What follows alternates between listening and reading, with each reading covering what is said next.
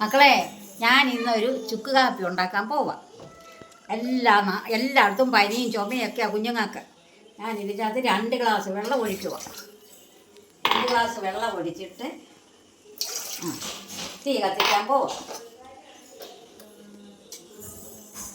കത്തിച്ചു, 2 ഗ്ലാസ് വെള്ളം ഒഴിച്ചു.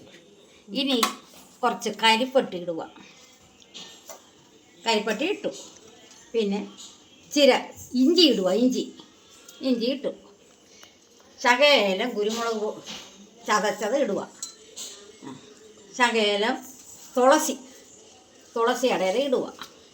ഇതെല്ലാം ഒന്ന് വെന്ത് പറ്റി കഴിയുമ്പം നമുക്ക് കാപ്പിപ്പൊടി ഇടണം.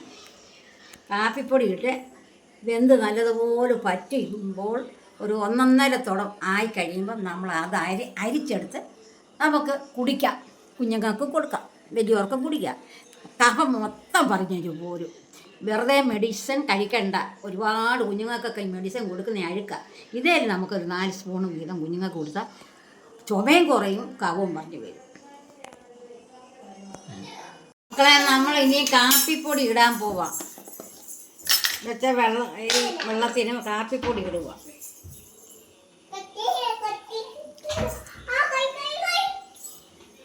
കാപ്പിപ്പൊടി ഇട്ടു. ഇനി തീ അണയ്ക്കാൻ പോവാം. തീ അണച്ചു. ഇത് കഴിഞ്ഞിട്ട് നമ്മളിത് അരിപ്പയും കൊണ്ട് അരിക്കാൻ പോകും. ഇത് നമ്മൾ അരിച്ചെടുക്കാൻ പോവാണേ.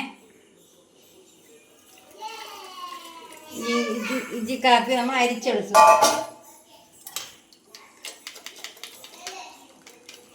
ഇത് 2-3 നേരം കുടിച്ച് കഴിയുമ്പം ചുമ കുറയും. കഫം എല്ലാം ഇനി വരും ചുമച്ച്.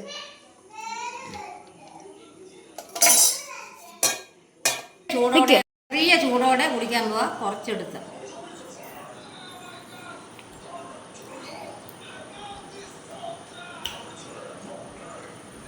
ഇതൊന്ന് കുടിച്ച് നോക്കണം. നല്ലതാ, ചുമയ്ക്ക് ശമനം ഉണ്ടാകും. ഇതര ചുമയാ പനി വന്ന്. അപ്പോൾ നിങ്ങളിത് ഉപയോഗിച്ച് കഴിഞ്ഞിട്ട് ഇഷ്ടപ്പെട്ടെങ്കിൽ ലൈക്ക് ചെയ്യണം, ഷെയർ ചെയ്യണം, കമൻറ്റ് ചെയ്യണം.